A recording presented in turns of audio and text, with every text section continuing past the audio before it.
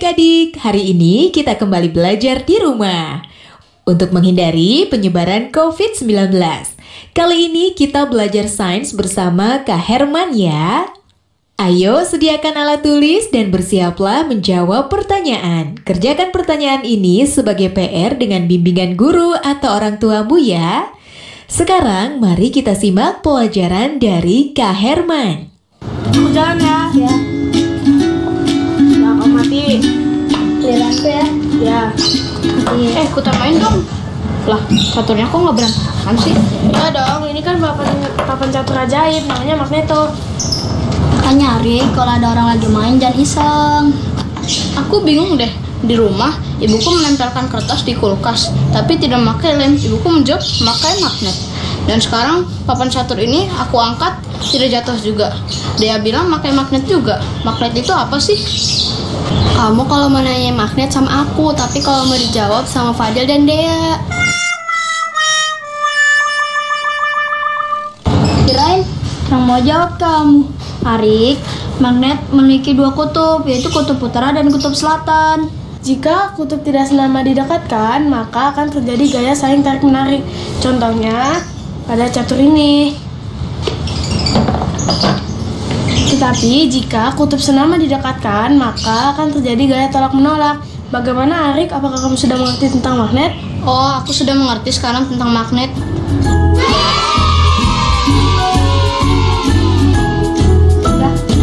Jalan lagi ya. Halo Sobat X-Science, senang sekali Kak Herman dapat berjumpa kembali dalam program kesayangan kita, X-Science, Eksplorasi Sains.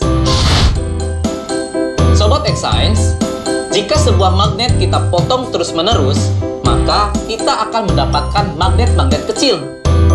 Magnet-magnet kecil ini disebut sebagai magnet elementer, alias magnet domain, yang memiliki sifat dapat menarik beberapa benda. Tapi ada juga loh benda-benda yang tidak dapat ditarik oleh magnet. Nah sekarang mari kita perhatikan perbedaan berikut ini. Magnet bisa menarik paku dan klip kertas. Namun magnet tidak dapat menarik sendok plastik dan ranting. Paku dan klip kertas termasuk benda magnetis, sedangkan sendok plastik termasuk benda non-magnetis. Jadi apa kesimpulannya? Kesimpulannya adalah benda magnetis adalah benda-benda yang dapat ditarik oleh magnet, sedangkan benda non-magnetis adalah benda-benda yang tidak dapat ditarik oleh magnet. Jadi begitu sobat. Sobat X-Science, sekarang kita simak apa saja sih sifat-sifat magnet itu. Yang pertama, magnet menarik benda magnetis. Benda yang dapat ditarik oleh magnet disebut benda magnetis. Contohnya seperti paku, peniti, penjepit kertas. Sebaliknya, benda yang tidak dapat ditarik oleh magnet disebut benda non-magnetis, seperti kayu, kertas, dan batu.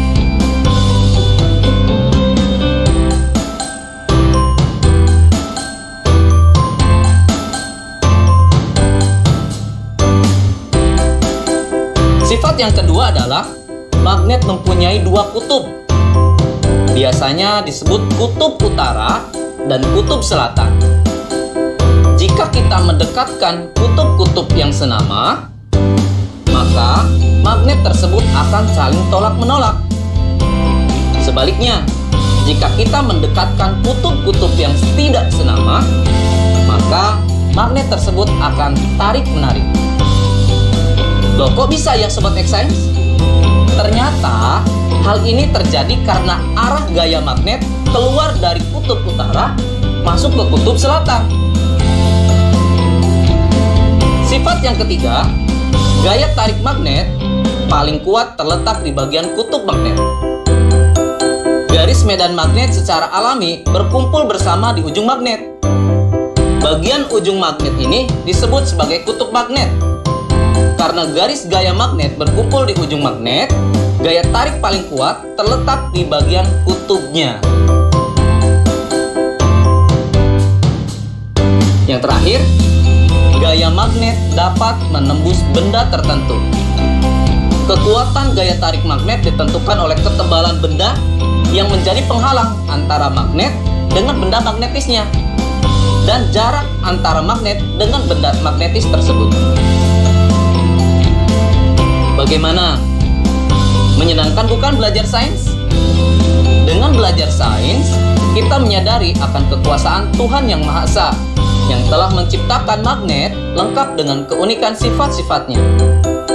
Sehingga kita dapat menggunakannya untuk kehidupan dan dapat menambah rasa syukur kita. Saatnya kita bernalar. Yuk, mari kita bernalar ya. Ada satu magnet batang T, U, dan dua batangan benda yaitu P, Q, dan RS. Dua batang benda P, Q, dan RS didekatkan pada magnet TU. Hasilnya ditunjukkan pada tabel berikut ini.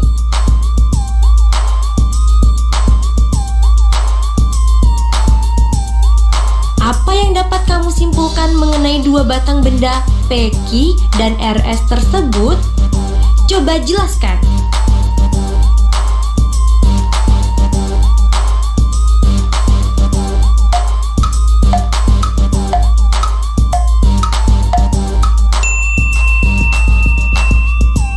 Yuk simak pembahasannya. P, Q adalah magnet, sedangkan RS adalah benda magnetis. P, Q adalah magnet karena ketika ujung P didekatkan dengan ujung T, terjadi saling tarik-menarik. Sementara ketika ujung P didekatkan dengan ujung U, terjadi saling tolak-menolak. Begitupun ketika ujung Q didekatkan dengan ujung T, terjadi saling tolak-menolak. Sementara ketika ujung Q didekatkan dengan ujung U, saling tarik-menarik. RS adalah benda magnetis karena ketika semua ujung batang didekatkan ke ujung magnet TU, terjadi saling tarik-menarik.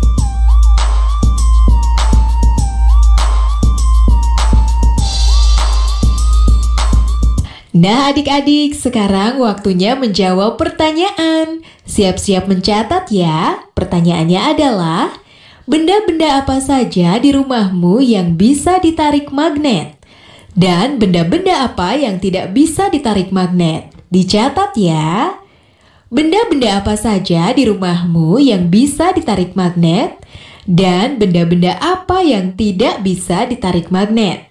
Nanti jawablah pertanyaan ini sebagai tugas di rumah ya. Kerjakan pertanyaan dengan bimbingan guru atau orang tuamu.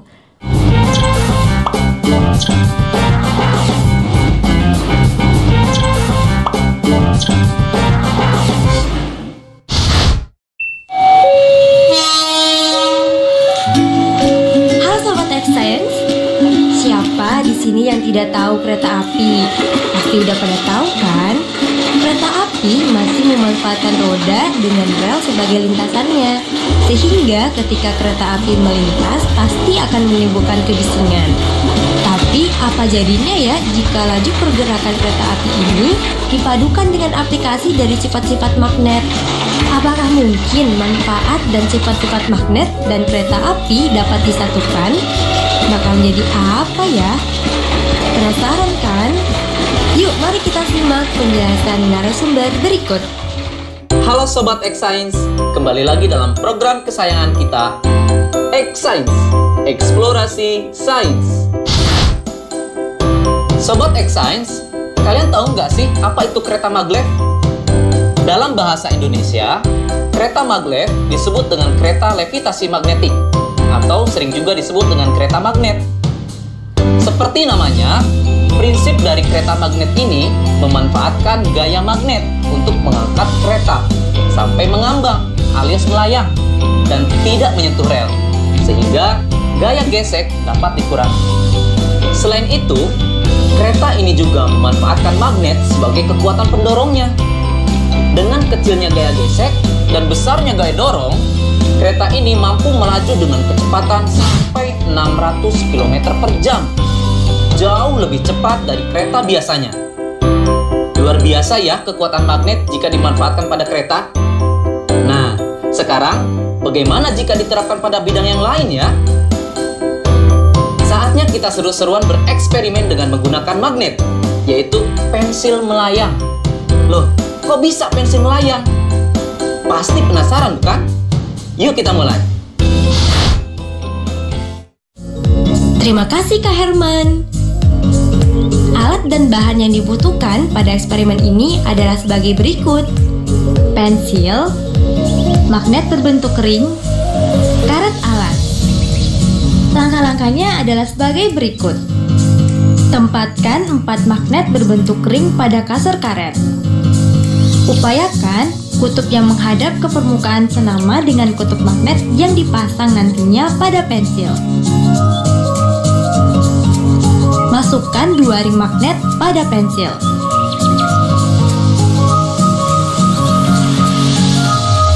Tempelkan pensil pada sandaran kasur karet.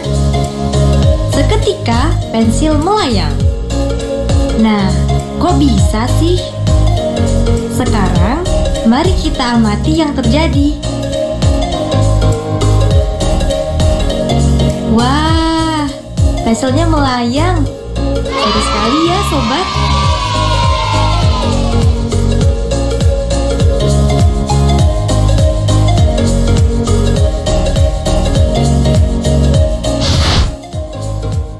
Adik-adik, tadi sudah melihat kan percobaan pensil melayang? Sudah tahu jawabannya kenapa pensil bisa melayang? Pensil dapat terangkat ke atas dan melayang karena pengaruh dari gaya tolak-menolak kutub magnet yang senama antara magnet yang ada di pensil dan magnet yang ada di styrofoam.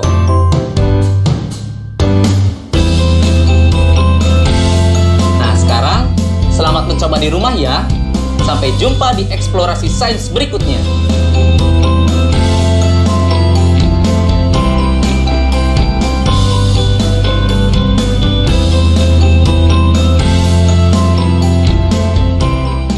Nah adik-adik, menarik ya penjelasan Kak Herman.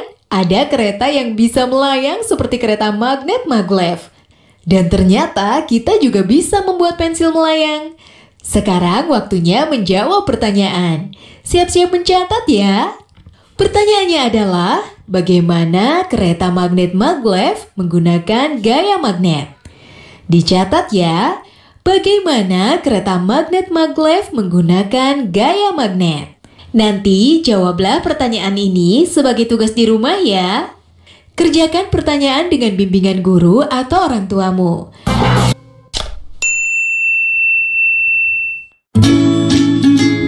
Bagaimana, bisa gak? Bisa dong, caranya kita gabungkan kabel ini ke bohlam. Lalu kita hubungkan ujung kabel yang lain ke bawah baterai.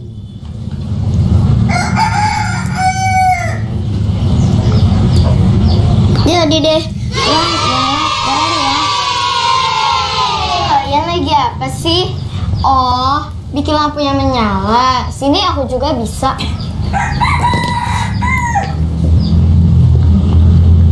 Lihat ya. Simsalabim, menyala. Lah, kok tidak menyala? Pantas kau lupa.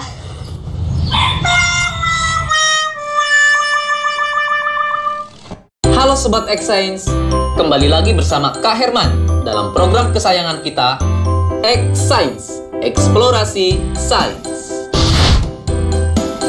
Sobat X-Science, tahu tidak kenapa bohlam bisa menyala ketika dihubungkan dengan baterai menggunakan kabel?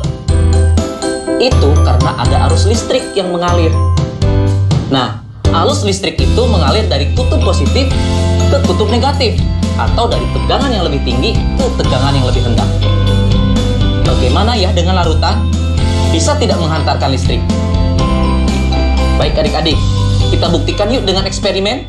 Sobat X-Science, eksperimen kita kali ini adalah percobaan larutan elektrolit dan non-elektrolit.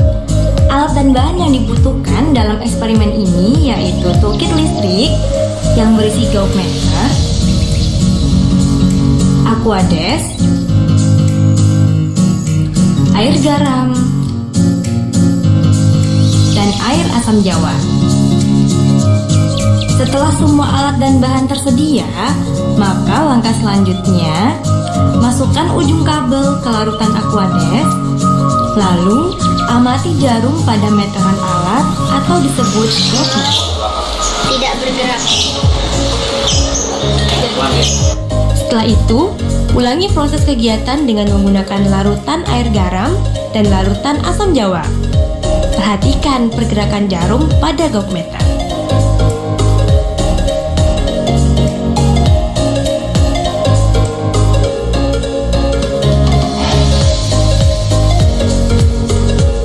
Isilah tabel berikut ini dengan memberi tanda checklist pada kolom yang sesuai.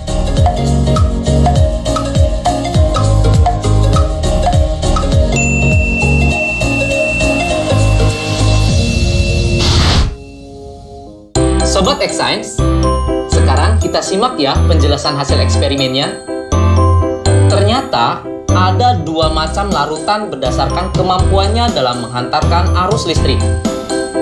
Larutan yang tidak menghantarkan arus listrik disebut larutan non-elektrolit. Sementara larutan yang bisa menghantarkan arus listrik disebut larutan elektrolit. Kok bisa demikian ya adik-adik? Begini, kakak jelasin ya. Larutan non-elektrolit tidak dapat menghantarkan arus listrik karena di dalamnya tidak ada ion. Contohnya air Aquades atau air murni. Makanya tadi dalam percobaan jarum pada gauge-meter tidak bergerak. Sekarang bagaimana sih larutan yang dapat menghantarkan arus listrik? Larutan elektrolit terbentuk dari terlarutnya senyawa elektrolit dalam peralut air, di mana senyawa itu terurai sempurna membentuk ion positif atau disebut kation dan ion negatif atau disebut anion. Pada saat arus listrik melewati larutan elektrolit, ion-ion dalam larutan menghantarkan arus listrik seperti layaknya dalam kabel. Nah, Sobat X-Science, sekarang kita lihat larutan garam dan larutan Aquades. Jarum pada gauge-meter bergerak pada larutan air garam. Ini menunjukkan kalau air garam dapat menghantarkan arus listrik. Kenapa bisa demikian? Garam atau NaCl ketika larut dalam air, garam tersebut akan terurai menjadi ion-ion, yaitu ion Na+ dan ion Cl-, yang kemudian mereka terurai, berpencar saat di dalam air. Begitu penjelasannya adik-adik. Menyenangkan bukan belajar sains? Nah adik-adik, dari tayangan tadi kita belajar kalau air garam dan air asam jawa bisa mengantarkan arus listrik. Sekarang waktunya menjawab pertanyaan. Siap-siap mencatat ya. Pertanyaannya adalah, kenapa air garam bisa mengantarkan arus listrik? Dicatat ya, kenapa air garam bisa mengantarkan arus listrik? Nanti jawablah pertanyaan ini sebagai tugas di rumah ya. Kerjakan pertanyaan dengan bimbingan guru atau orang tuamu. Sekarang adik-adik belajar di rumah aja bersama Kak Herman hanya di TVRI. Adik-adik ingat selalu untuk mencuci tangan dan menjaga kesehatan untuk mencegah penyebaran COVID-19. Sampai jumpa lagi.